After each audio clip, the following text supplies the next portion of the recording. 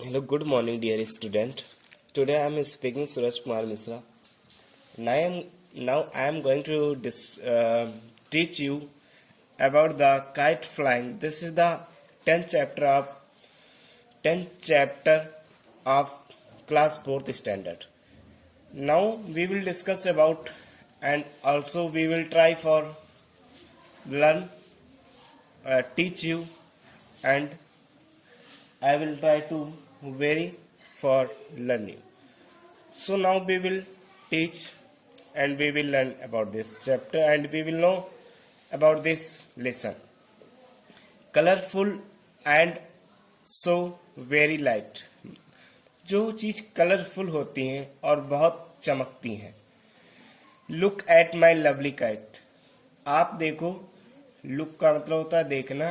At my हमारे lovely का मतलब होता है बहुत प्यारा सुंदर. हमारे पतंग पर देखो. It flies freely in the blue sky. Flies का मतलब होता है किसी चीज को उड़ाना एंड फ्रीली का मतलब होता है फ्रीडम, स्वतंत्र रूप से कोई चीज उड़ रहा है. मेरली अप सो हाई मतलब धीरे धीरे बहुत ज्यादा वो ऊपर जा रहा आसमान की तरफ से. It source and soups without a care. Source and soups without a care. Slides and glides up in the air मतलब किसी भी रुकावट के वो ऊपर आसमान में उड़ता जा रहा है. It's tail swells and quells like a snake मतलब जो इसकी पूंछ है, जो पतंग में पूंछ लगी होती है वो उड़ रही है एक स्नैक की तरह. मतलब जो पतंग होता है उसके पीछे जो मतलब एक प्रकार का पतंग का ही टाइप होता है. जैसे मान लो कोई पतंग ही बनाते हैं तो उसके पीछे लगा देते हैं मतलब शो के लिए, दिखाने के लिए. तो इस तरह की चीजें उसमें और वो जैसे वो फड़फड़ा रही है एक स्नैक की तरह. In the vast blue sky that looks like a lake मतलब जो हमारी घना बादल है वो एक झील की तरह दिख रहा है. टेक मी अलोंग मुझे अलग अकेले में लो. ओ माई डियर काइट ओ मेरी प्रिय पतंग. I too want to fly in the sky so bright मैं भी चाहता हूँ उड़ना आकाश में बहुत ऊंचाई के साथ. Together we will fly over the hill हम साथ साथ उड़ेंगे आकाश के ऊपर. Near the clouds and over the windmills मतलब बादल के नजदीक और पवन चक्की के ऊपर. मतलब हम भी प्रयास करेंगे उड़ने के लिए. कहां पर? जो हमारा बादल है क्लाउड उसके नजदीक और ओवर द विंड मिल मतलब पवन चक्की के ऊपर. Next again we will see here and also we will study about the again paragraph. Do you know how to fly a kite? क्या आप जानते हो कि हमें पतंग को कैसे उड़ाना चाहिए? Read how Raghu and Ragini learn to fly a kite with their grandpa. मतलब कोई रघु एंड रागनी नाम के दो स्टूडेंट है जो पतंग को उड़ाना चाहते हैं और वो दोनों सीख रहे हैं किससे? अपने दादाजी से. इट वाज संडे मतलब वो दिन था संडे मतलब रविवार का दिन था. A light breeze was blowing एक बहुत ज्यादा चमकीला उजाला था उस समय. Some children were playing cricket and other were out running and chasing each other मतलब उस संडे के दिन में जैसे धूप बहुत ज्यादा निकलता है मतलब धूप निकला था तो उस समय लोग क्या करते थे कि कुछ लोग संडे का जब दिन था तो कुछ लोग मैच खेल रहे थे और कुछ लोग दौड़ रहे थे और बहुत सारे लोग एक दूसरे को पकड़ रहे थे या घसीट रहे थे. Many people were flying kites लेकिन बहुत से लोग क्या कर रहे थे? पतंग को उड़ा रहे थे. Grandpa will you teach me to fly a kite मतलब बच्चों ने अपने दादाजी से कहा कि क्या आप हमें पतंग उड़ाना सिखाओगे? आस्क्ड रघु। रघु ने ये बात अपने दादाजी से पूछा कि क्या आप हमें पतंग उड़ाना सिखाओगे। पेंटिंग विथ एक्साइटमेंट ग्रैंडपा, मतलब उसके जो दादाजी थे बहुत ज्यादा एक्साइट हुए। Will you teach me to, क्या आप मुझे पतंग उड़ाना सिखाओगे। ज्वाइंट इन रघु, रागनी ने अपने दादाजी से ज्वाइन हो गया। हिज एंगर सिस्टर, जो रघु की कौन थी, she was the younger sister of Raghu. Grandpa was sitting on his favourite rocking chair, मतलब उसके ग्रैंडपा जो थे एक अपनी जो उनकी पसंद की चेयर थी उस पर वो बैठ गए। And sipping a hot cup of coffee, और एक मतलब कॉफी लिए, कॉफी को पीने लगे। वेल, उन्होंने अच्छा कहा। Let me finish my coffee, मतलब उसके दादाजी ने जब कॉफी लिया पीने के लिए तो उन्होंने कहा कि बहुत अच्छा आप लोग सीखना चाहते हो, लेकिन मैं पहले जो हमारे कप में कॉफी है उसको हम क्या करें, फिनिश कर ले। Then we will go out and fly a kite, मतलब उन्होंने कहा कि पहले हम कॉफी को पीकर खत्म कर दे, उसके बाद हम बाहर जाएंगे और पतंग को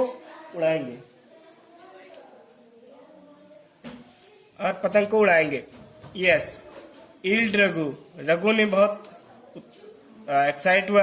रगनी ran to get the big blue kite with a yellow circle in the middle and of course, बेशक रूप से रागनी दौड़ के गई और वहां से एक बहुत बड़ा ब्लू कलर का एक पतंग लेके आई उस सर्किल में जहां पर लोग पतंग उड़ा रहे थे। जब रागनी ये बात सुने तब वो दौड़ के गई और वो पतंग पाने के लिए, बहुत बड़ा पतंग था जो ब्लू कलर का था। रागनी एंड ग्रैंड पा were out in the playground near their house, मतलब रागनी और उसके दादाजी जो प्ले ग्राउंड था उसके घर के नजदीक, वहां पर दोनों गए। Grandpa check the kite, grandpa ने पतंग को पहले क्या किया, चेक किया। And then took an end of the string और from the spool and pass check through the kite, मतलब पतंग को एक उसके लास्ट छोर से मतलब उड़ाना स्टार्ट किया और वो पतंग को उड़ाते रहे। He tried the ends of the string in a knot, मतलब उन्होंने प्रयास किया जो मतलब ये क्या होता है, जैसे लोग पतंग उड़ाते हैं तो लास्ट छोर जब मतलब एंड का जैसे रस्सी जो होता है वहां पर उन्होंने प्रयास किया वहां तक ले जाने के लिए, मतलब धागे को पूरी तरह के फ्री कर देने के लिए उन्होंने सोचा। Grandpa rolled open the spool and said, मतलब ग्रैंडपा जब पतंग हमारा ऊपर चला गया, पतंग जब ऊपर चला गया तो उसको रोल करने लगे। फिर Raghu hold the kite firm, Raghu ने काइट को पकड़ा। Go and stand at some distance, Raghu ने पतंग को पकड़ा और एक निश्चित दूरी पर वो खड़ा हो गया।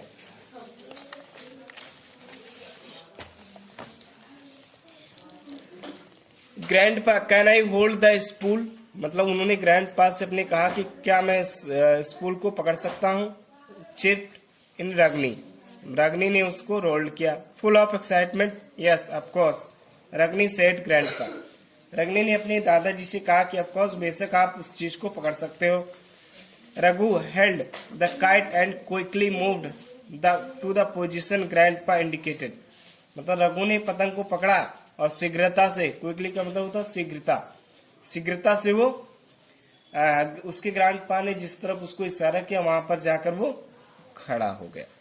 Ragini took the spool and grandpa held the thread, तो रागनी जो थी वो स्पूल को लिया और उसको तब तक पकड़ा रहा जब तक उसके दादाजी उसको कहते रहे। नाउ अब Raghu hold the kite a lot with both your hands and when I say okay release it, मतलब रघु तब तक पतंग को अपने हाथ से पकड़ा रहा कि जब तक उसके दादाजी ने उसको कह नहीं दिया।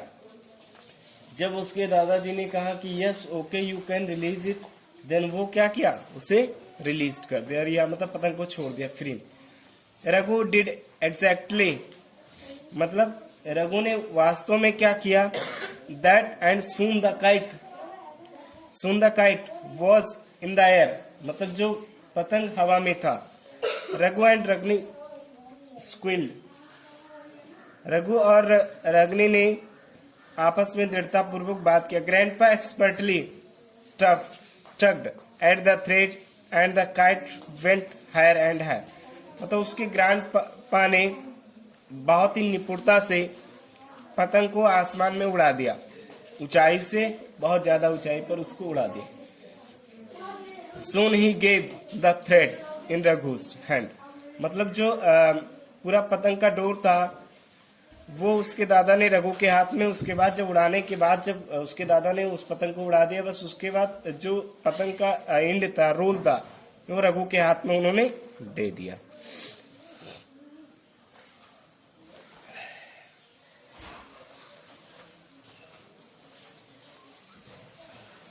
Grandpa quickly stand, Raghu tagged. Next it was रागनी's turn, मतलब दोबारा उसके बाद रागनी का, मतलब रघु उड़ाने के बाद रागनी का दूसरा टर्म था। Raghu gave the thread to Ragini, मतलब रघु ने जो पतंग का छोर था या डोर था वो रागनी को दे दिया। Grandpa held the thread along with her, मतलब ग्रैंडपा भी उसके साथ साथ उस छोर को पकड़े रहे, मतलब जो पतंग का रस्सी था या डोर था उसको ग्रैंडपा पकड़े रहे, लेकिन उस पतंग को रागनी उड़ा रहे थे, मतलब रागनी के साथ उसके ग्रैंडपा भी उस पतंग को पकड़े थे। ऑल ऑफ सडन, उनमें से सभी, they saw red and green kite coming very close to their kite, मतलब उनमें से सभी लोगों ने अचानक देखा कि एक लाल और हरे रंग का पतंग उनकी तरफ आ रहा है, मतलब उनकी पतंग की तरफ एक हरा और लाल और हरे रंग का पतंग उनकी पतंग की तरफ आ रहा है। Grandpa quickly took the thread from Ragini's hand, मतलब उसके बाद जब उनके ग्रैंडपा ने देखा कि जब कोई पतंग लाल और हरे रंग का उनकी पतंग की तरफ आ रहा है, तो उसके बाद उन्होंने जो थ्रेड, जो डोर था, थ्रेड का मतलब यहाँ पर डोर या रोल था, उसको अपने हाथ में ले लिए। ही सेड लुक केयरफुली, मतलब उसके दादाजी ने कहा कि आप ध्यान से देखो।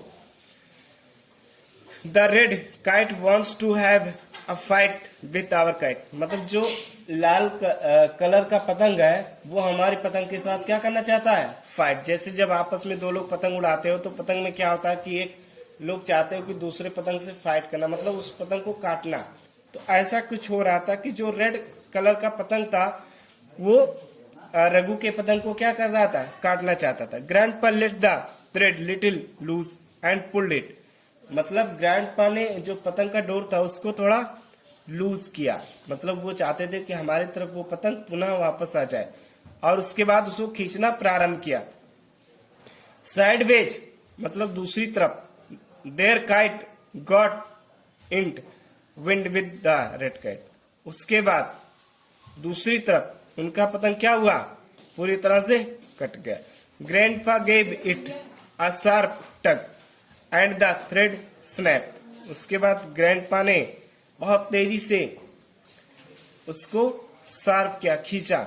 The red kite began to glide slowly away from the their kite and them started floating down, उसके बाद जो लाल पतंग था धीरे धीरे क्या हुआ, कटना स्टार्ट हो गया। Raghu and Ragini clapped widely, मतलब जब उसके दादाजी ने रेड कलर पतंग को काट दिया, उसके बाद रघु एंड रागनी ने क्या किया, तालियों से उसका स्वागत किया। Grandpa you are simply wonderful, मतलब जब उसका पतंग रेड पतंग कट गया, उसके बाद रागनी और रघु ने अपने ग्रैंड पापा को क्या किया, बहुत ज्यादा धन्यवाद दिया। मतलब उन्होंने कहा कि आप बहुत मतलब आश्चर्यजनक, बहुत एक्सपर्ट हो पतंग को उड़ाने के लिए। Shouted Ragini, you are great grandpa, shouted Raghu, मतलब रगनी और रघु ने बहुत ज्यादा तेजी से चिल्लाकर कहा कि आप बहुत मतलब ग्रेट हो, महान हो पतंग को उड़ाने के लिए। सूप का मतलब होता है डियर स्टूडेंट कि किसी चीज को अचानक मोड़ना या अचानक मूव करना। ब्रीज का मतलब है light current of air. Excitement होता है feeling of liveliness and joy. Excitement का मतलब होता है बहुत ज्यादा उत्तेजित होना। Spool a small nickel piece of wood and other material on which thread wire tape is. Spool का मतलब होता है कि जैसे किसी डोरी होती है जो पतंग से हम बांधते हैं।